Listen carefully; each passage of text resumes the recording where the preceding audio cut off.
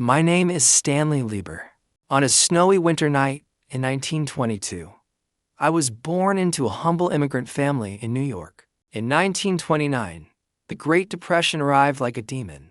I watched my father lose his job, and everything in our home turned gray. My parents argued endlessly about money. To escape those harsh voices, I began seeking an exit in the world of fantasy.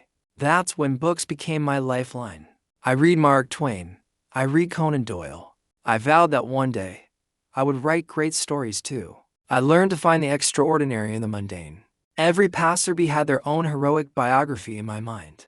At 15, I started winning writing contests. Back then, I thought my future lay in the great works of serious literature.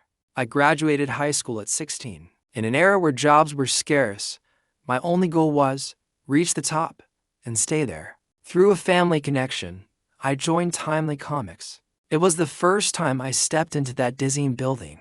At first, I was just a gopher, sharpening pencils, filling in quells, getting lunch for the artist. I only made $8 a week, but I loved it.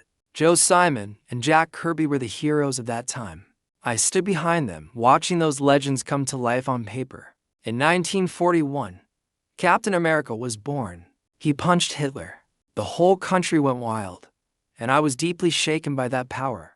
I finally got the chance to write. In Captain America issue 3, I wrote a short story.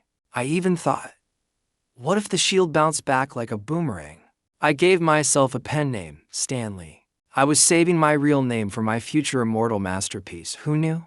Suddenly, things went south. Martin and the two creators had a fallout. Simon and Kirby quit, and the whole office felt empty. Martin called me in.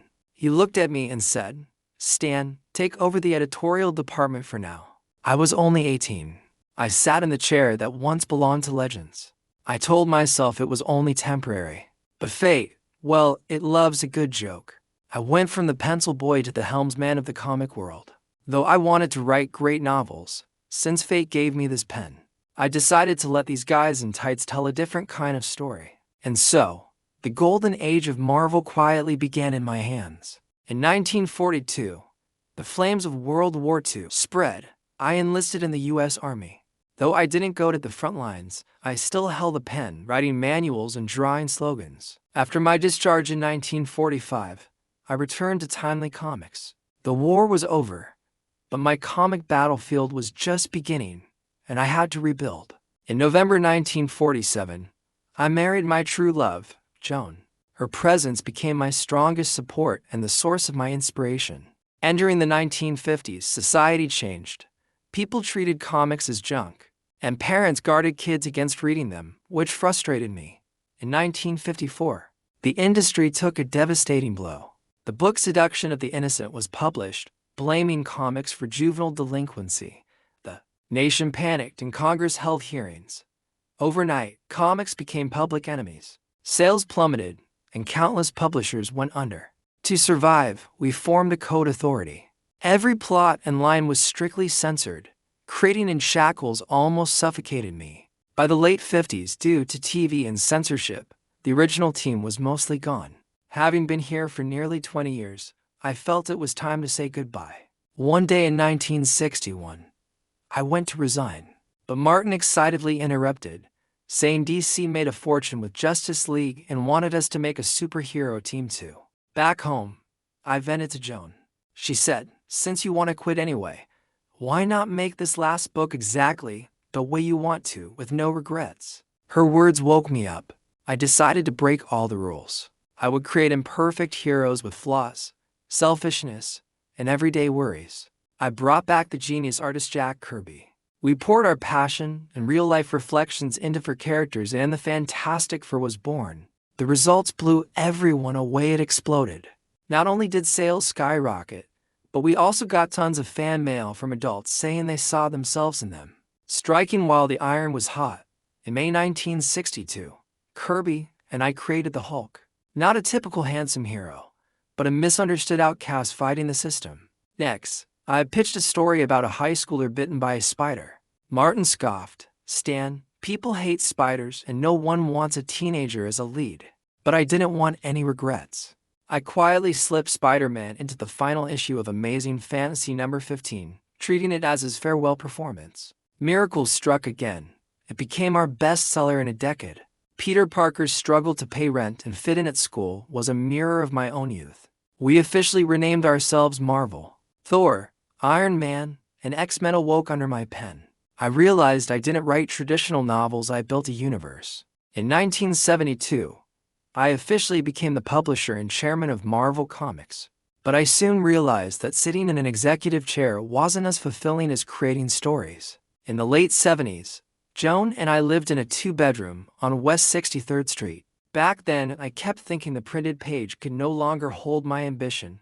I wanted my heroes to move. In 1978, DC's Superman grossed $300 million worldwide. Looking at that poster, I wasn't discouraged. I was thrilled the silver screen era of superheroes had begun. I made a major decision, moving to Los Angeles, California in 1981. I wanted to forge a cinematic path for Marvel's superheroes in the dream factory of Hollywood. But reality dealt a heavy blow. Hollywood executives thought live action couldn't replicate comic effects. They argued endlessly, shelving my hard work over and over. The wait paid off. In 1989, I cameoed as a juror in the trial of the Incredible Hulk. It was my first ever appearance in a Marvel film. The show was on. Meanwhile, Marvel faced a corporate crisis. Wall Street predators took control of the company, viewing comics merely as tools for leveraging debt and quick cash. Throughout the 90s, to make quick money, Marvel had to carve up its own flesh, selling the film rights of X-Men, Fantastic Four, and Hulk to rival studios. The consequences hit hard. With the rise of the internet and gaming, comics collapsed. In December 1996, Marvel sales fell 70% and filed for bankruptcy. It broke my heart. In our darkest hour, Avi Arad stepped in as CEO and established Marvel Studios. We dusted ourselves off and decided to launch a final, desperate counterattack. In 1998, Blade, which I co-wrote, became a huge hit. The box office miracle allowed us to stand tall again. Hollywood finally started listening to Marvel. That same year, I decided to change pace. I officially left Marvel, where I spent most of my life, to launch my own venture, Stanley Media. But the entrepreneurial path wasn't smooth. The new company went bankrupt in 2001. But I didn't stay down, because I knew my bond with the Marvel Universe could never be severed. In 2008, Iron Man debuted, officially launching the Marvel Cinematic Universe. Seeing the characters I drew turn into silver screen legends made every struggle worth it. On January 4, 2011, at 89, I stood on the Hollywood Walk of Fame, pressing my hands into cement. They told me I was the 2,428th legend commemorated here. In 2017, my beloved Joan passed away first. The warmest light in my life went out, and I began to realize that my earthly adventure was also drawing to a close. On November 12, 2018, a sudden brain hemorrhage stopped my pen in Los Angeles. Over 95 years, I saw the darkness of slums and the birth of universes. I leave with no regrets. Though I am gone, I leave you with those imperfect superheroes. In every corner of the screen, I am still the ultimate cameo watching over you. Excelsior, true believers.